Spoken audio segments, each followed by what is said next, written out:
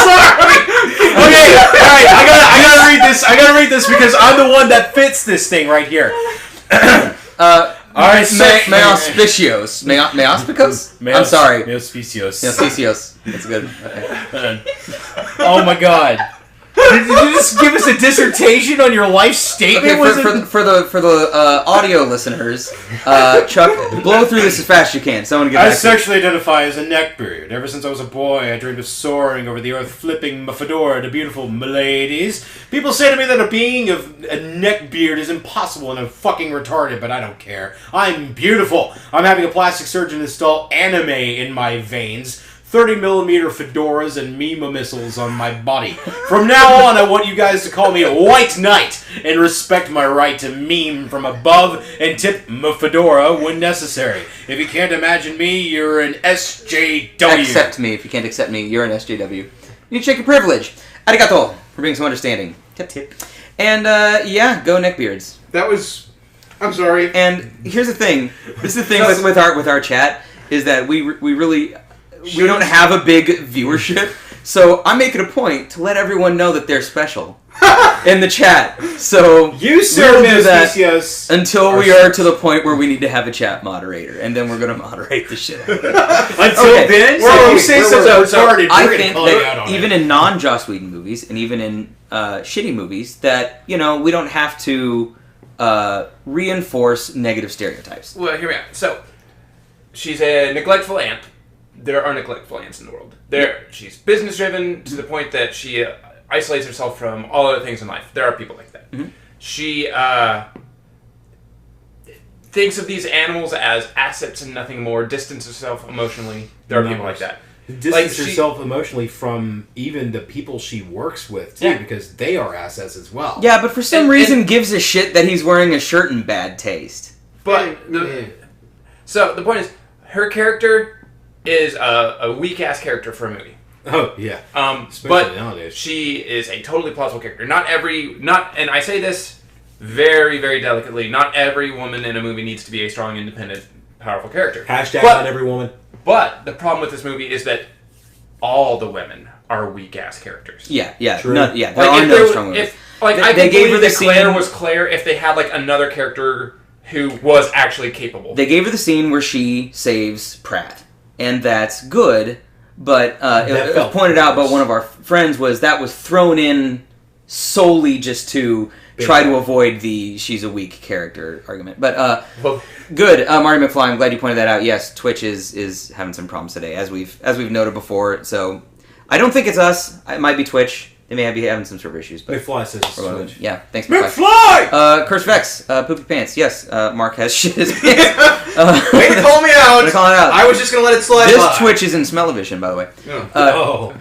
So, next. Okay, let's fix it, as we're going to go through this film. Let's fix it. Her character. We don't have to remove the fact that they went on a date, but let's remove the they get together thing at the end.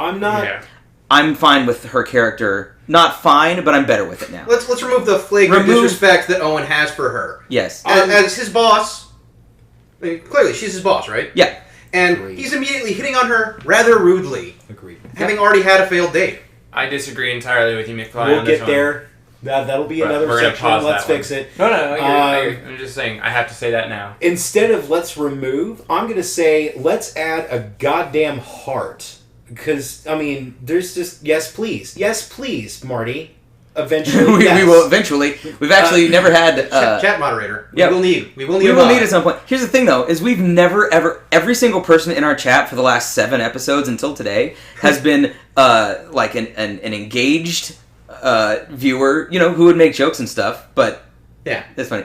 As for now, no, we don't need one right now. They can go nuts. Go nuts, Kurt Specs. Do whatever. Say whatever you want. Not yet. Okay, so I say remove the romantic subplot. You're saying to make it better? No. Or to enhance it? Like an actual heart, not a romantic subplot. I mean, Bryce Dallas Howard's character is a robot. She is a fucking android. Which I'm fine as that being your character thing. I'm not. Because she does learn the value of human life, or of life, as she sees the dying Brontosaurus, Brachiosaurus, long whatever we're calling the long neck, Apatosaurus, the Corona. Yeah. or that. Sees a dying Corona. She goes through the shit to talk, through her sister and her nephews and stuff.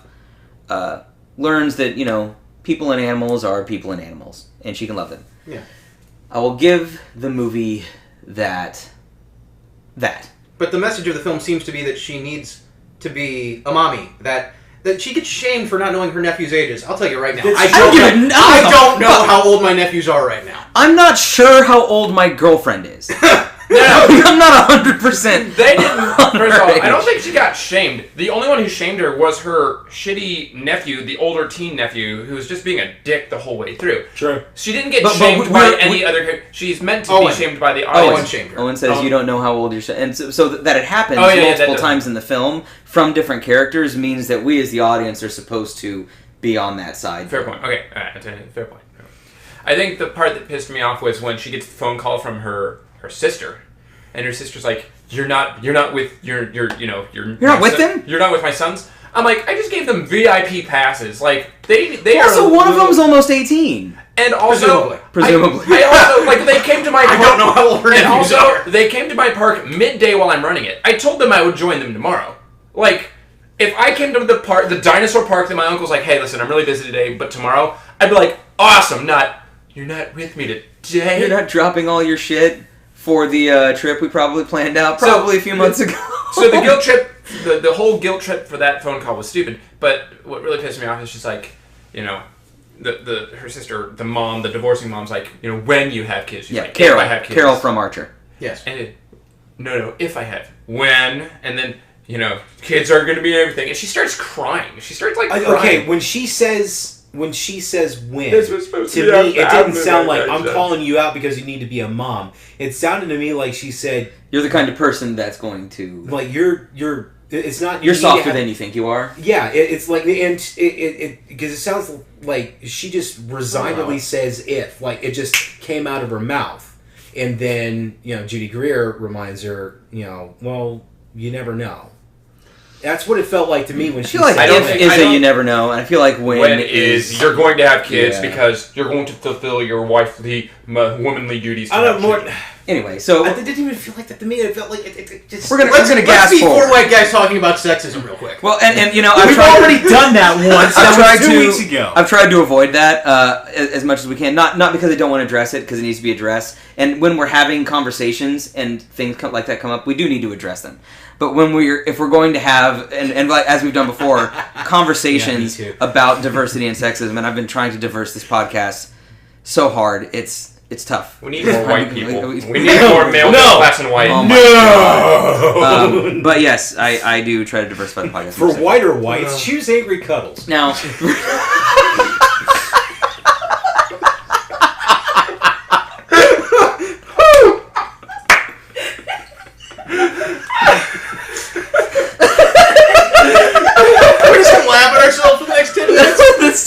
Time for a bathroom break if you need one. Twitch needs to cut out right now so we can get all the giggles out and we can get back to work. We're gonna talk about this movie for 10 minutes of this damn podcast. Okay, where are we right now? Okay. So now we're still at the beginning of the film. They're on the train. We're still at the beginning of the film. They're on the monorail. They're on the monorail, and the boy who has a girlfriend, I guess. Zach is the older boy. The older boy has a girlfriend who he fucking hates. No, I don't know if that's true. I just think he doesn't care. Okay, well he either hates her or is awful. I think he's awful. But he's not a teenager. He's a teenager. But he's so horny this whole film. He's so horny. He can't stand it. Every time there's vagina near him, he hones in on it and doesn't stop. He stares at them. He does. Yes. He gives them the his little brother calls him out on. Now here's the thing. If he's a shitty guy, if he treats his brother like shit from the get-go, outwardly, and learns through the course of the film to build a bond with his brother, and you know what, we are going to be brothers till the end. And you know that fear of jumping that you had because you got kicked off of jumping team? Well, we're gonna jump into the lake even though you're scared. They kicked you off the team? It was like, we're gonna have to jump. Oh no, let's do it. You're so brave. No, they're not. They jumped from a giant monster into water. Like, seriously, and you waited as long as you possibly could to jump. Well, that's like, brave. But it's not the jumping part. But they set it up as... I turned to Mark and was like, wait, was there a thing earlier in the film where he was kicked off a jumping team for being a bad jumper? And this was because they spent a little bit of time on that. And I didn't... So anyway, let's fix it. Have the older kid be a shit to his girlfriend, be a shit to his brother. If he's going to be that creepy, leery thing, that's fine, but you should punish him for it. Okay, we do have shit to his brother. Speaking of the monorail, not really. Speaking of shittiness, in the monorail scene, he's talking about parents about to divorce. Well, I don't care. I'm gonna be out of the house in a couple of years anyway. And that way, he realizes he's only about him. He sounds to me like a typical teenager. Which typical teenagers are generally kind of shitty. And he does not know how to respond to that. He doesn't know how to help his brother, so he's just like, dude, stop crying. Stop. But that... What is this shit right now? I don't think he was enough of a shit, honestly. I think that he needed to be like, I don't give a shit. I don't give a shit about my brother and what he does, and then learn to be a big brother over the course of the film. You're making me go on the side I don't want to be on here. But, early in the film, his brother asks him questions, he just says nothing. Like, there's a lot of him pretty badly being a shit to his brother. Yeah, I didn't think it was very well done. Because he really, like in mid-film with the divorce thing, he's talking to him, he's like, we're going to be brothers. And from the conversation, he goes in that same conversation from, I don't give a shit, I'll be out of the house. Hey, you'll get 2 presents. But you know what? We'll always be brothers, right? Those are not the same conversation. Those were not the same conversation. That's in the back of the van when they're about to get chased by raptors. Yeah, like that's a lot of character development happens in the 20 minutes between those two conversations. The monorail? No. In the monorail, he says, "I'll always come back," right? Because brothers always come back. Yes, he is. Because he says, he said, I'm going to be out of here in a couple years, and then references it again in the same fucking conversation. Marty McFly, get another point. Yeah, it was totally a stalker. He's exhibiting stalker and, so dramatically unhealthy. So he went from being like a sociopath to being like less shitty. That was his character development. No, he went. I don't think so. He went from being. He went from being a shitty teenager to somebody who gives a shit about his little brother, because as soon as the incident with the hamster ball happens, he goes into big brother mode like that. Yeah, I don't... Oh god, the hamster ball. Anyway. And we're going to get to the technical things. Near the end, I'm going to have you go through the technical shit that pissed you off in terms of directorial stuff and everything. Here's what I don't like. From the get-go, she's like, you know her name. The woman that's supposed to be taking care of them. That's Zara. Yeah. Zara says, can he slow down? And he defends him by saying no. To me, that's a defense. Like, no, he can't, so you're going to have to get used to it. That's defending his brother. Yeah. From the get-go. He starts off as kind of a normal teenager who's self-absorbed and is a bad person in terms of at least his stance on, females. Who kind of likes his brother, even though he sort of shirks him maybe at the beginning, although I don't really buy that. But defends him and is sort of nice to him and is a little nicer to him as it goes on. I think he should have had a broken relationship with his brother. Just straight up, like, they do not like each other at all. Mm-hmm. And like each other at the end of the film. And that now makes sense to me. So usually that would have mirrored the, Grant, I hate children, by the end of this movie, I kind of like children. Yeah. That would have done a nice mirror. And if you really want to go for nostalgia, and hey, if you really like the first movie, you're going to like this, instead of being like, we have Mr. DNA, which, by the way, keep Mr. DNA. But, cameo appearance from fucking Mr. DNA. Marty McFly says to take the two boys out of the movie altogether. I don't think he's wrong. I don't think he is either. I think the reason, usually, in Hollywood, you put children in a movie is to give the children in the audience someone to root for. Yes. I think they need a surrogate on the screen. I think if they weren't in the movie, there would be a lot of bad shit happening to strangers that we don't care about. The problem is, we have a hard time caring about the kids. Some of the kids in this case. Kids are meant to be, like you said, rooted for. These kids were a little hard. Well, the Gray wasn't that hard to root for, but the older brother was. His superpower of counting things was was helpful. In the first Jurassic Park, you have the whole crew that has kids with it, and it's a single film. Jurassic World does this sort of Game of Thrones thing where we're telling two different stories and then they merge at a certain point. But I really don't give a shit about one of those stories. It's 2 weeks ago, Chromo. Fallout 4, yeah, we went all on Fallout 4, Chroma 213. But I will set aside a moment to ask you guys if you've reserved Fallout 4. No. Nope, not yet. Do you intend to? This will be the first time I've reserved a game like that because you do intend to. I've talked about how I can't play those games well. I get too paranoid. The too open because you feel like you're missing. I feel like you can't choose a direction because I get intimidated by choice, which is the stupidest thing ever. It's probably Mark. The only game you enjoy is Fallout 3. And Dragon Age, but yeah, Dragon Age. Yeah. So obviously, I'm going to pre-order this game. I'm a little torn as to whether I'm going to get the cell phone holder, the Pip-Boy. Oh, those are gone. Oh, fuck. Yeah, so no torn anymore? Well, he definitely wanted it now. No. Yeah, pretty much. No pre-order? No. Are you going to play it? Yeah, eventually. Okay. Eventually. Just not excited? Chroma's got the Pip-Boy. God damn it, Chrome. Picks or get off this world. As soon as that shit hits your when door, that hits you, we want to see it. Email us, angrycuddles@gmail.com. Email us some pictures of that shit when it comes in. Okay, so back to Jurassic World. Yeah, Jurassic World. I need more jack-off material. With his girlfriend in the room. I'm not enough.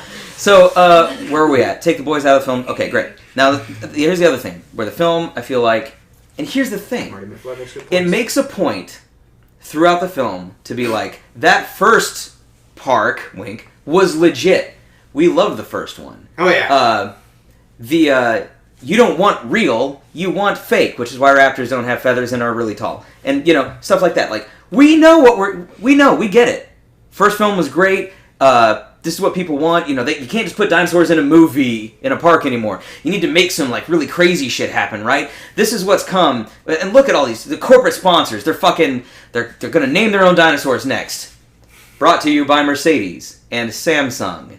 And Verizon, I think. Verizon and Samsung. Jimmy it's Buffett's, the Samsung Innovation Center. Margaritaville and Brookstone. And, But the thing is, there's so much fucking product placement in this film that you don't get to say both things to me. Yeah. You don't get to do both those. But here's what I'm getting at. Okay. Is they're also like that first film, And then those scenes that are from the first film that they just gloss over. So you can't do that. You can't say one thing and another thing. And that's why I think this film is evil. So, they're on the monorail, they're going in through the gates. That's a big fucking deal in that first film. It's all raining, there's flames coming... No, it's not raining yet in the first film, but there's flames coming out of it. Welcome to Jurassic Park. Well, that's actually the beginning. Whatever. The giant King Kong doors open and open to the park, okay? Richard Kiley. That's fucking CG in this fucking film. And it's bad, too. The monorail shoots through it really fast. It says Jurassic World in CG over those doors, which may or may not... The doors may have been real doors. That did look stupid. But I was like, what the fuck? Yeah. You don't even like the film you're making, do you?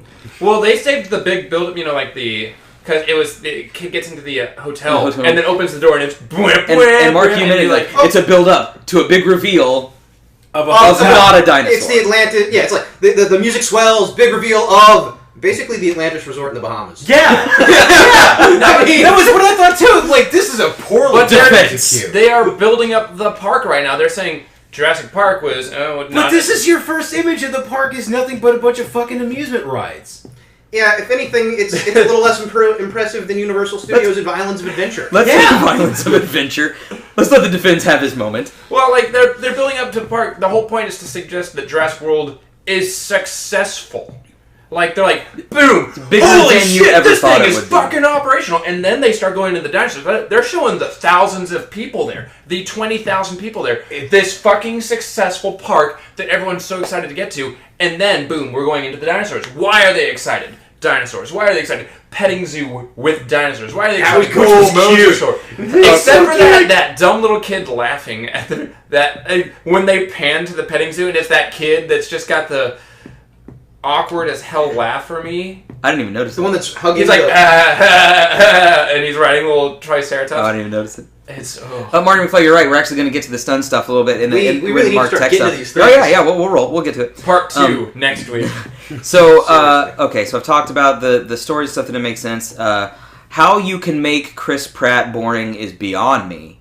And he was, except for a couple of little chuckle lines. Whereas in Guardians of the Galaxy or Parks and Recreation, he's this sparkling, and he's I certainly root for him because he's the one who understands the animals and develops a relationship with him. And all that stuff was great. I love the imprint stuff. I love the animals raised in captivity, animals raised solo. I love the animal sociology in there. Mm-hmm. Loved it. That was all cool stuff that I wanted more of. His Navy Navajo line is funny. Yes. Funny line. his interactions with her when he's not being a condescending prick. When he's like, what does that mean? It means I'm ready to go. Like, all that, like, I'm funny, you know. Here's, though, where, with her, and I'm going to jump back to this very briefly and then we'll move on, is when she decides to go with him, there should have been some sort of write-in where she puts on, like, cargo pants. Or, or jungle-ready gear. That's not, because her clothes get more and more ripped and less, and we don't really see it happen. Like, she does that tie thing, and she, you know, takes her shirt off when she gets into the thing, but more rips and stuff happen, and...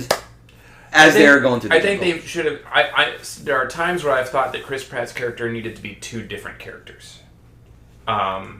It's kind of like what they did in the Jurassic Park. In the Jurassic Park book, they had a lawyer and they had an employee who worked... And they combined... And, like, the employee was cowardly and the lawyer was big, rough, buff, and tough, and Donald Gennaro. And they combined them into one wimpy-ass lawyer in the Jurassic Park movie. Because lawyers needed to be wimpy-assed and by T-Rex. And this is one of the ones where I think that Chris Pratt, like, he goes from being serious, like, these dinosaurs are social, to occasionally, like, nah, why didn't we end up fucking more? You know, and he changed too much. You've got to respect these animals, you fuckhole, is what it is sort of what it comes off as to me. Sometimes I think he needs to have been two different characters. Yeah. I couldn't tell you what kind of characters those are. Yeah, I'm with him. So one character I hate, you're supposed to hate him, Vincent D'Onofrio. His character makes no sense to me. Okay. Is anyone legitimately saying we should use dinosaurs as weapons? Yes. You don't think the United States military would be all over perfectly trained raptors? I am absolutely certain they would not. No, that's the stupidest thing ever. Exactly. Also, and anyone's going to say that. I'm not. I live in a world. This is the world that I live in. Where the American military, the military-industrial complex, if that's what you want to call it, yes, is the kind of thing where someone could be sitting there one day and go, hey, have we tried black magic? You know? Well, let's go fucking give it a shot. And so, like, two guys go outside, read through the Necronomicon, Chiturgan Snom and me and Mahamni Gosti Baduska. And it didn't work. It didn't work. Was that Yiddish? But... Holy shit. But let's give it a shot. Okay, another mark for Marty McFly. If this movie was a person, they would be terrible. Hey, John, I'm calling you from my Apple iPhone 6 while watching Hulu and recording my cat on my Samsung tablet and posting it to YouTube while drinking some Coke and Pepsi and then watching Jimmy Fallon. Okay, let's get into the technical shit, actually. That's a good point. So she goes in, and she's like, oh, this dinosaur's not here. There are claw marks on the wall, not claw marks at the top of the wall, really. Yeah. I guess he climbed out. I have to check with the a control room to see where the tracker is. So I'm going to run, get in my car. I'll call them in a few minutes. Because she's going to go, get in her car, start driving down the road. If you guys want to just go right on in, knock yourself the fuck out. Yeah. And then I'll call them and double check the tracker. Yeah, they didn't double check. Yeah, they did not have safety protocols. They were just like, oh shit, it's out. Like, they didn't think... Should we check the other protocols? No, we didn't see it on the heat sensor. And it's not like we can't fucking look. It's not like it's got an implant in it or anything. Although it does take care of its implant later. And they explain why the heat thing didn't work either. Because, they took the concept of, filling in the gaps in the DNA with tree frog DNA, and they just fucking ran with it because that's what you do when you're trying to go for more teeth. Like the way the trailers made it out, in the trailers they show, it clawed out its tracking. And I was like, oh shit, it clawed out its tracking and climbed out. Like, that's what the trailers wanted you to think happened when you watched this movie the first time. And that's why they avoided mentioning the trackers until, oh wait, his tracker's still on him and he's in the paddock. Oh fuck! Like, They tried to zing you. Yeah, it was sort of horror movie mentality, and it was not very well thought through. It was supposed to be horror because things supposed to be smart, brilliant, and wonderfully, but it's only smart like twice in the movie, and then the rest of the time it's just a fucking dinosaur. So some technical stuff then. So the stun guns don't work. They don't do shit. Yeah, stun guns. Chris Pratt's shooting at him, and it's got armor. I don't know. Armor skin? But yeah, like seriously, you have this whole team set, animal containment unit. They're like a military-style unit, set out. They roll with non-lethals that clearly have never been tested on anything. Well, no, they haven't been tested on that thing. Okay, I think they're like, well, it could take out like a smaller dinosaur, no problem. But they didn't test it on... Then they're like, but we need to build this badass dinosaur that's like so fucking awesome. And they didn't think, well, maybe we're building it too awesome that we can't even... I'm not buying that any of the non-lethals they used would have been effective on a T-Rex. And Chris Pratt actually explains that. Like, you're just going to piss it off. One, I understand if they want to start with non-lethals, like, hey, let's try and take this thing out, like, non-lethally. But don't be like, fuck it, leave the guns at the compound. We're going to drive out there, try it, and if it doesn't work, we'll hightail it back. Bring the goddamn bazooka in the trunk and be like, nope, and then blow it the fuck up. And then who did they leave the big gun with? They left the big gun with the dude. Naname Cookies. Welcome to the chat. No name cookies. Naname. It's Japanese. Naname Cookies. Okay. Oh, those are the best kind of cookies. Can we get an Associated Press pronunciation guide for your key? Normally we talk about game stuff. Today we're tearing apart Jurassic World because I think it's an evil film. I think that Jurassic Park 3 is a bad movie, but just bad. And Jurassic World is a bad movie that's evil because it talks out of both sides of its mouth at me and gets me to buy multiple tickets to it. 3 times I've seen this movie.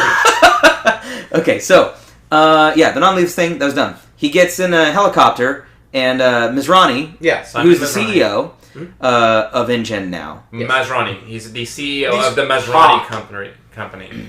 No name. Yeah, I'm stupid. No name. That's on me. The Masrani company bought InGen and owns a bunch of. Like they're saying, this guy. They didn't fucking explain any of that shit. Yeah, how did you know that? I've seen the movie 3 times. No, well, you guys are gonna hate why I know this. Well, it's 2 things. One, in the movie, he's like, when he's talking to.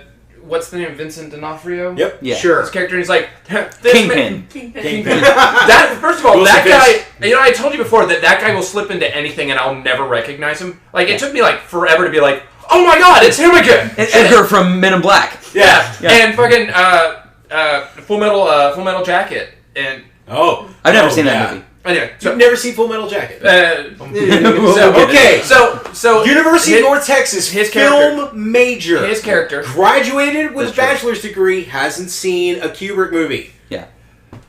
His character goes, you're talking about the guy who owns, oil industries, and you're telling me he doesn't own Raptors and he's thinking, he talks about how Simon Masrani has his hand in a lot of cookie jars. Business-wise, and you're saying that you don't think he's going to use Raptors. That's why you're doing this, training Raptors business. So, that Masrani owns InGen. He bailed InGen out. But the reason why I know this is because I constantly visited the Jurassic World website, which was built to be like the website for the park. Okay. And there's about the owner, Simon Masrani. So there's a confusing corporate structure here that translates into confusing who's in charge structure here. Because it's Vincent D'Onofrio when he wants it to be. It's Chris Pratt when he wants to be. It's Claire supposed to be. Yeah. And Mizrahi when he's around. Okay, so there is a scene though that the corporate structure really bothers me in, and that is when Masrani, the owner of Masrani Corporation, clearly in charge of InGen, comes to Dr. Henry Wu, who designed the dinosaur, and says, "What's in this dinosaur?" Henry Wu's response, "I'm not at liberty to say." I'm about ready to fire your literally the only person that he is actually at liberty to talk to. I can't tell you what's in this dinosaur. I don't like name cookies. You can't tell your boss you don't like did in this project. Really? Well, if you don't like dinosaurs, you should see this movie because a lot of them fucking die. Oh yeah, yeah, lots of them, scores of them. I think all of them. No, and at the end of the film, and here we go, end of the film, the Mosasaur? No. I mean, yes, but the Indominus Rex. Oh. The Indominus Rex gets Deep Blue Seed. Yes. Gets Sam Jackson. Yes, it does. Because they don't... Because I watched this time. They don't show the water. They back it up into a fence that gets broken. Mm-hmm. And it stands there for a minute. And then... Chow, motherfucker! And then it, Okay, but there's the fence that they were watching Zara get eaten at. You could have... Okay, sure. No, I knew that was coming the moment that fence was broken. I was like, oh, shit. But that was the moment that I went, what the fuck? In the movie 47 Ronin... which is a shitty film. There is a giant sort of samurai kind of thing that bests Keanu Reeves at the beginning of the film. And continues to be this thing forced through the film. And Keanu Reeves at the end is infiltrating the castle. I'm like, oh, they're going to have, now that he's trained in magics, they're going to have this epic fucking showdown. Literally, bomb explodes and takes out the armor guy. Yeah. And I went, in the theater, me and Peter went, what the fuck?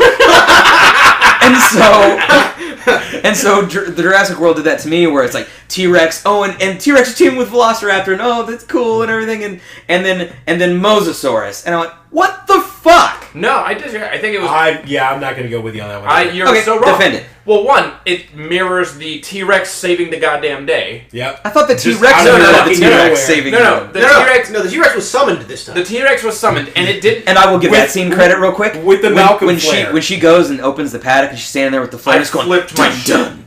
And it's raising like I'm getting little kid excited here. Like, so that's a good. When scene. the second she has the flare, like she pulls the flare and she runs, I'm like, it's happening.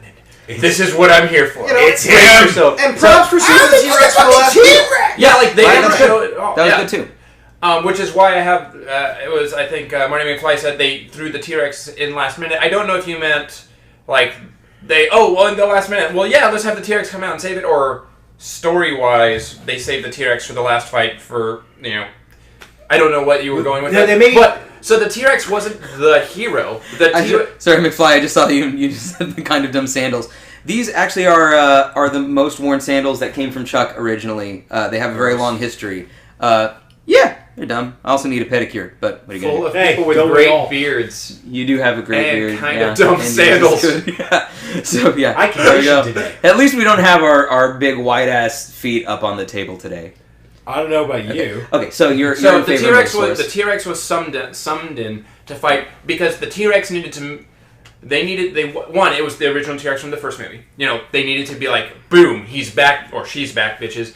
And two, they needed to save T-Rex from the shitty ass. It just got killed by a Spinosaurus fight from Jurassic World. That's why it busts through the Spinosaurus skeleton. Because we're saying T-Rex is back, motherfucker, and it's kicking ass. What I didn't and what shot it down for me was when the Indominus Rex knocks the T-Rex down, and it's like, oh shit, the T-Rex got its ass whooped. Yeah. And Raptor comes in and saves it, and Blue comes in and saves the day, and that's really cool. That got me super pumped. And I'm sitting there like, I don't care if this is realistic. The fucking Raptor's riding the T-Rex. This is awesome. Is the idea that the Raptors found a new alpha, and then because they are social creatures, sort of then realize that this thing's fucking insane? Was that sort of the thing? Because then they were like, all right, Pratt, that thing was fucking crazy, so we'll... Yeah, I think that was something like that. Okay. But I don't have a big problem with that. So the T-Rex and the Raptor are like fighting, and it's an equal match because this thing's part T-Rex and Raptor, and it takes a T-Rex and a Raptor to equal it. Okay. Because they have 88 teeth, I think. Yeah. So this is my part. Yeah, I wanted him to pull out his phone. I wanted to be like, hold on, he's counting up. We need more teeth, and all three of them go 32. But so it was even ground, and only barely just. So the Mosasaur is the T-Rex from the first movie coming in to be like, I'm finishing this shit. Because the Mosasaur finished shit. Your doppelganger, apparently. Yeah, apparently. So Mosasaurus finishes the shit like it did in the first one, and so you're okay with that. Is that sort of what you're okay with on that one?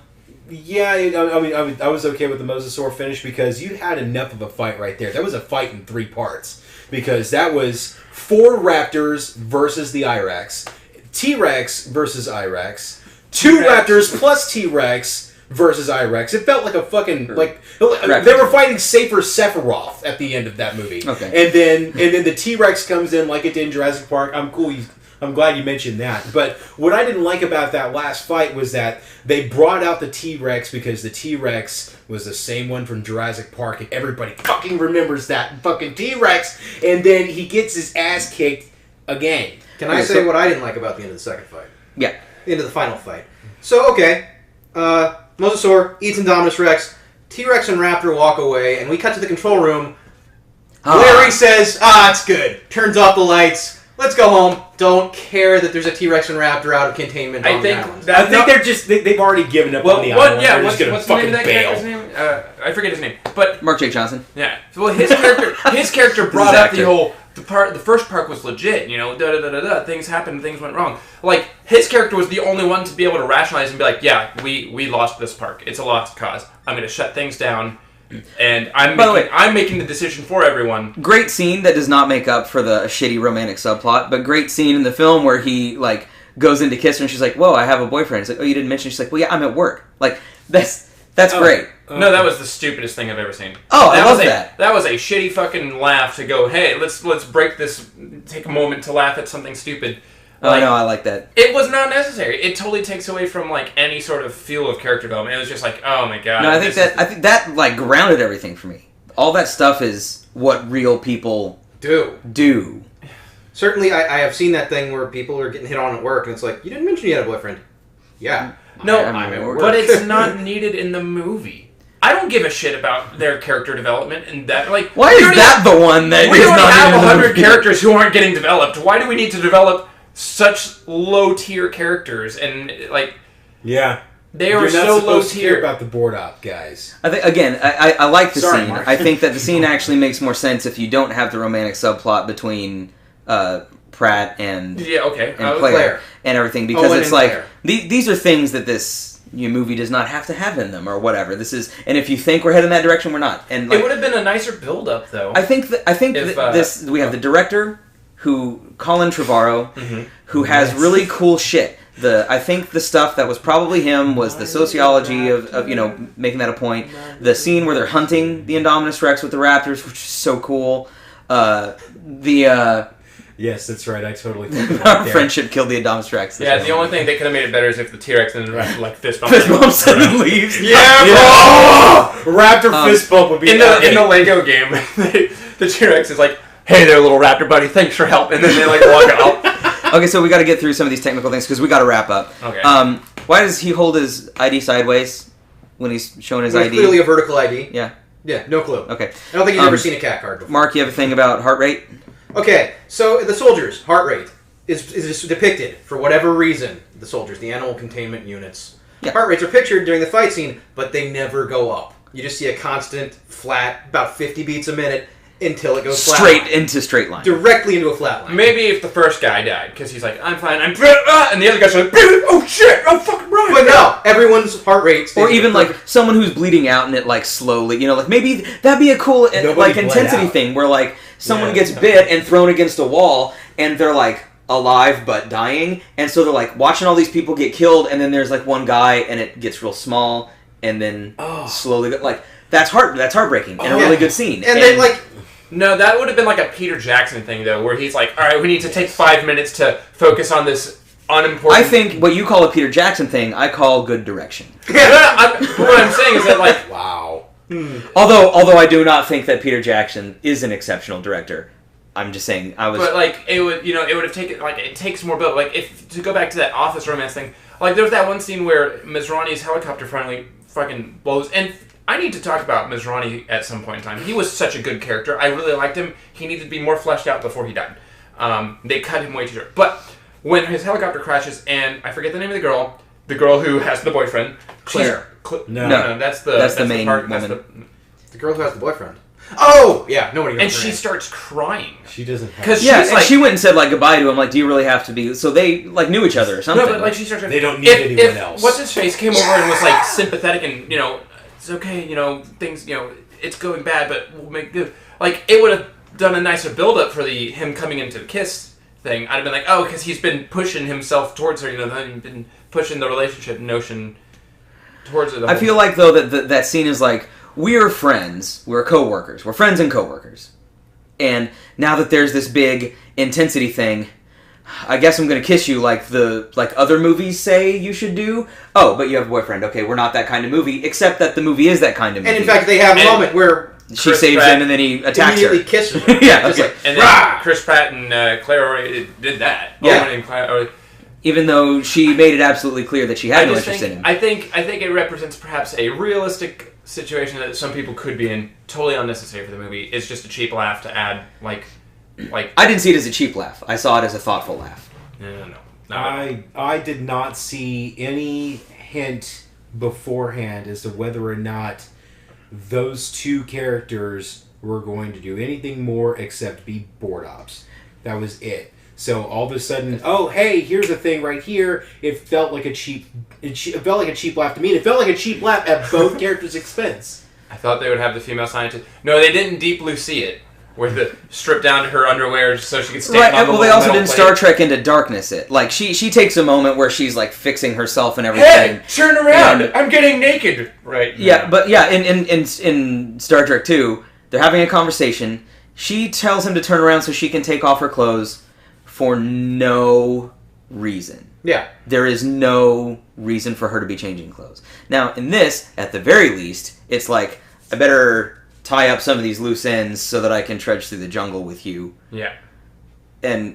yeah, it's still not great, but it's not that. Yes, they don't strip her down to her bra so that the audience can gawk at her. Yeah, that's true. That's a little... There are bright sides here, and here's the thing. There are things that I liked about this film. I think this is a perfect example of them bringing in a sort of indie-ish kind of director, as they've been doing with a lot of big-budget films lately, with Guardians of the Galaxy, Fantastic Four coming up, a lot of the Marvel movies. You know, even when Iron Man, they gave Iron Man to Jean Favreau. And that, at the time, he was an indie director. Yeah. Colin Trevorrow, again, I think I'm saying his name right, indie kind of director. But I think that he probably fought the studio a lot. And I think the studio won a lot of fights, unfortunately. Yeah. I think a lot of this film, though, for me, is a whole bunch of people came together and did their jobs extraordinarily well. The film is mostly beautiful.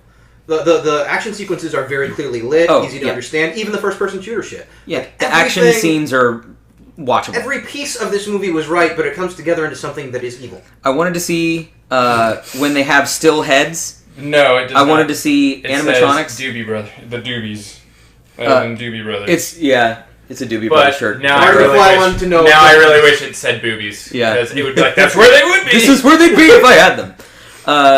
I think that there are times that called for animatronics that they should have. They should have.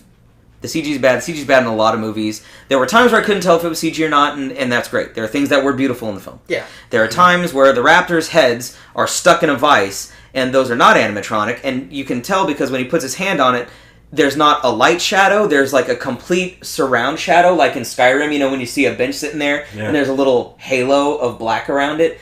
And you don't have to do that. You can create a still animatronic head with just muscles and nostrils and shit. They could have done Blinky eyes. Blinky eyes. Like, they wanted to do it so that the thing, like, really moved around. But, like, that's something that you can totally do with animatronics. It's been done. The torture porn scene where Zara gets eaten. Zara gets eaten, and you, like... It's like the only time in the film where you see her entire demise from beginning to end.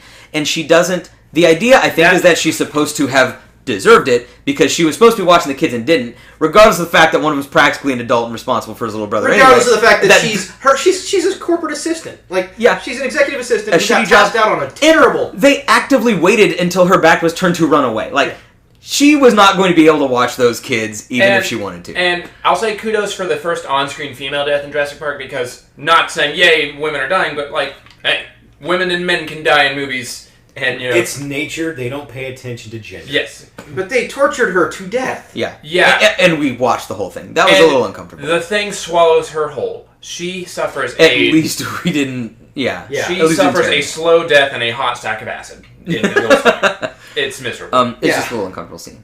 But, I'm sorry, No Name. It's Naname to me now. Naname cookies. Naname cookies. Shipped in from Japan. No, yay! No Name McFly, thanks for joining us today.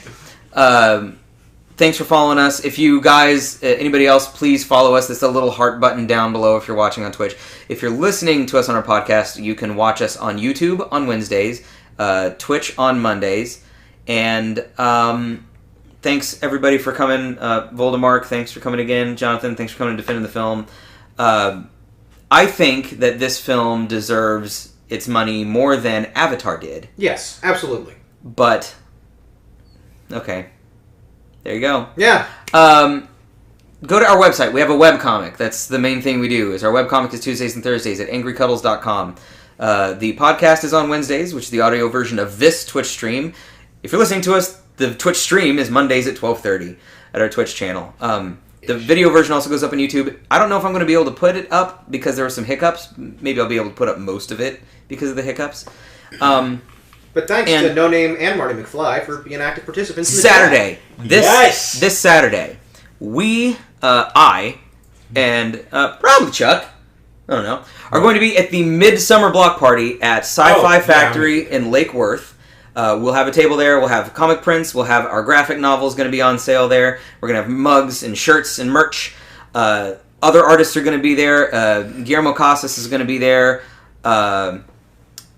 Mashakis is going to be there. Shark. KR. Yeah, Shark is going to be there. He's a local artist. A tattoo parlor is going to be there Nice. taking commissions. Ink Twister. And Twister. they do And they do like actual art. They can do art stuff. They can take tattoo commissions and stuff like that as well. Sweden is sort of like Japan in that it's I like Sweden. it's over there. Ow! It's shaped kind of the same, right? So wait, there's ow. I'm ashamed. I might have to get Mr. DNA. I have to go to the sci-fi factory and be like, get Mr. DNA. It was either that or getting Timon from The Lion King going, oh wee! Like those are my 2 new tattoo ideas. But I don't know which one is better. That means the 3 of us have to go back to karaoke one night and do Hakuna Matata. This time I'll get my lines right. Me too. But yeah, that's all. Those are all the ways you can find us, and come to Sci-Fi Factory if you're in North Texas, in Lake Worth on Saturday from 10 to 5. We'll be there all day long from 10 to 5, and I think that's it. So we'll start the sign-offs on that end, and I will say goodbye. Bye guys. It's always nice to see you. Maybe next year. And what's your name? I'm Voldemort. Jonathan, but We used to call you Jukebox Jonathan. Yeah. I guess we still can. Yeah. I mean... Oh, and Jonathan and I will be streaming sometime in the next couple weeks some Lego Jurassic World. It's going to be the knees of the We'll have bees. some couch co-op stream going on there. This is Chuck, Byronic Commando on Twitch. Yep. You can find his channel there. I may need to update our about information to put your channel. Oh, there's a lot of things. And you need to update your thing too. Yeah. But anyway, my name's Steven. Thanks for joining us, and we will see you guys next Monday at 12:30. Take care.